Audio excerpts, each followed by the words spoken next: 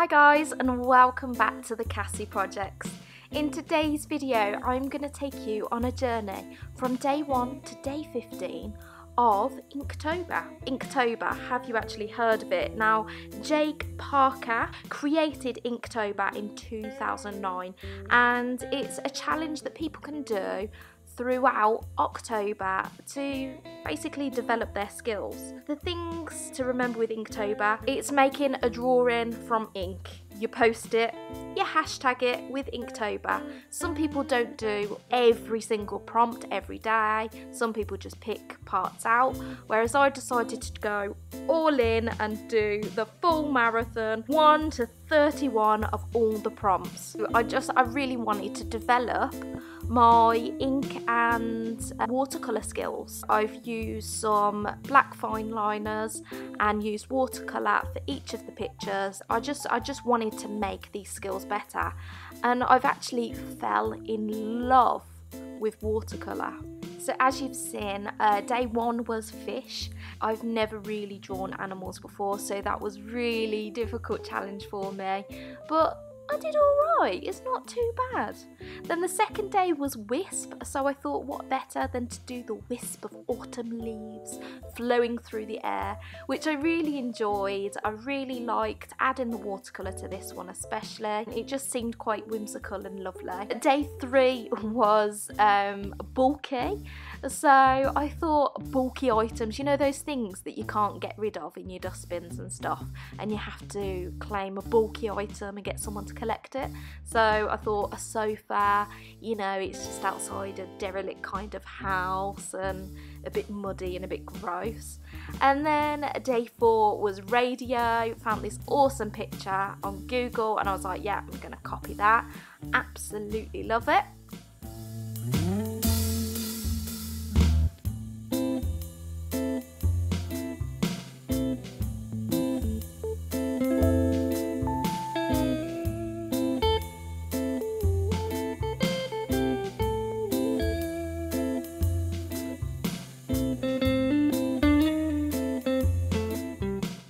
Day 5, now I'm on to Blade, and I was like, I have no idea what to do for this one.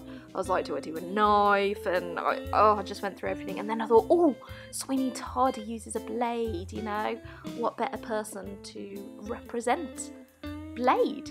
So I did a picture of Sweeney Todd. It's not amazing. Now you've got to remember I'm doing this on an A7 sketchbook, so to do portraits in miniature is really difficult. So I'm letting myself off with that one. I know it weren't amazing, but again I'm practicing and bringing colour into my portraits, which again I've never really done before. Now this one is the rodent, so I thought I would do this rat kind of climbing through this tunnel. I just don't really do animals, but I really liked him and I thought he's got a bit of character, he's quite cute. So yeah, I think he did a good job. He's not too shabby, is he?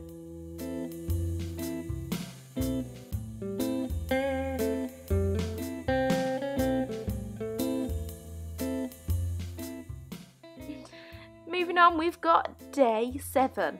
Now this one was fancy, and I was like, I'm gonna do a fancy lady wearing a fancy dress, and I don't love it. I don't love her face, but I thought the dress was quite nice. It flows. It kind of looks like a flower. So I did really enjoy that, and I'm quite proud of myself that I made the material look like it was flowing. So yeah, a little pat on the back for that one. Day 8's prompt was teeth, so that's pretty self-explanatory. I drew some teeth and it actually made me realise that I'm much better at drawing portraits on a larger scale. So because I only did the mouth and a little bit of the nose, that kind of area, it just looked much better perspective wise. So I think when it comes to painting portraits and doing portraits in colour, I'll actually be much better at it when I'm using a larger sketchbook or piece of paper, which made me feel much better.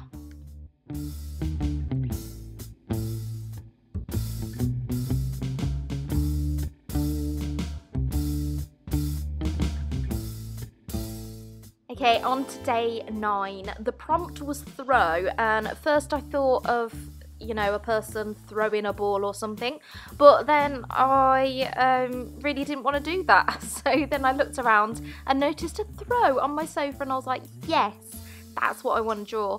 So the main thing that I wanted this to have was comfort.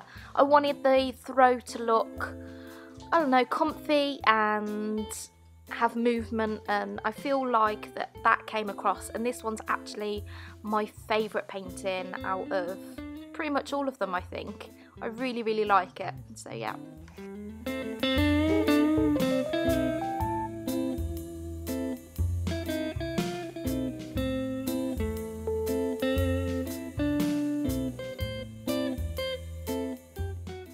Now day 10 was hope, and this one was a really important one to me actually, because I recently watched the David Attenborough documentary, and it broke my heart to see what was happening with the world and the things that we can do. And towards the end of the programme, he went through things that we could do to make a difference, to bring back wildlife so our earth can continue living. So on the first page of the sketchbook I drew a dead rainforest basically, and it's horrible.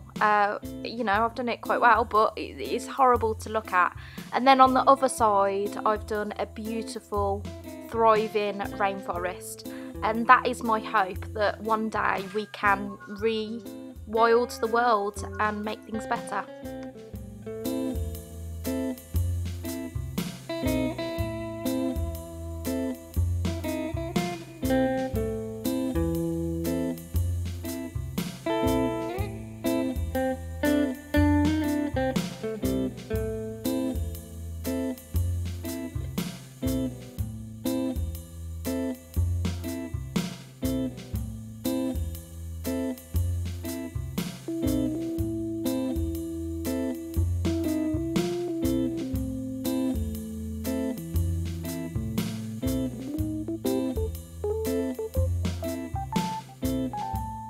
Now from a serious prompt we go on to a slightly funny one. So this one is disgusting. If you know me, you may know that I absolutely despise bananas. I've always had a little bit of a phobia of them, and because of that I've always hated the colour yellow. I will not eat yellow sweets and so on. So this is a gross, ugly banana.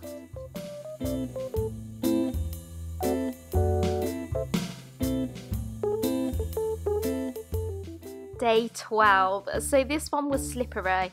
I asked a few people on my Facebook if they had any ideas of what I could do for this, because I really didn't know, and someone actually mentioned banana which I thought was hilarious that I didn't think of it.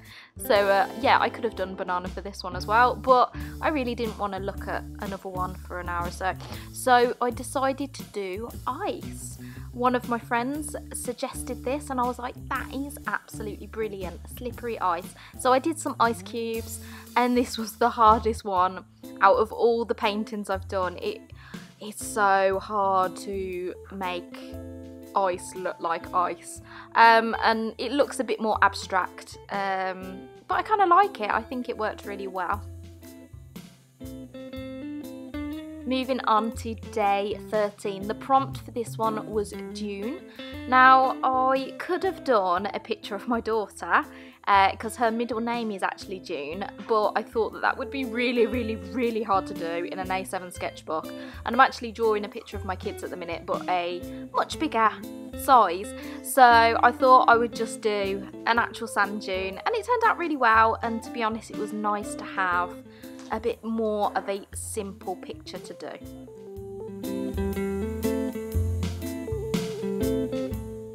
Okay, so day 14 was armour. Now this was something that I was really not interested in doing. I didn't want to draw armour. It's not something that I would enjoy drawing. So then I thought, oh, I could draw a tortoise. Now they continually have armour on. It's like their big shield on their back. So I thought I would do a tortoise, and I was so happy with this and how it turned out, and I love his character in his face and the 3D-ness, and yeah, this again was one of my favourites out of the 15. Well, finally, day 15. This was Outpost. Again, I just didn't really want to do a military based thing, so I saw a few other people doing pictures of lighthouses, and I thought I would much prefer painting a picture of a lighthouse, and it'd be really nice to do a landscape. So I did this one. I found a picture of this lighthouse on Google and copied it, and yeah, I really like it, and I'm really pleased with how it turned out. I feel like my technique is really improving with watercolour now, and yeah, I've really enjoyed these 15 days of painting in my little sketchbook. So there you go, that is my part 1 of my Inktober journey, day 1 to day 15, and I really hope that it's inspired you. Maybe you'd like to join in with this Inktober challenge with me. If you like this video, then give it a thumbs up, and if you'd like to see more videos like this, then feel free to subscribe to my channel, and I'll see you next week. Bye!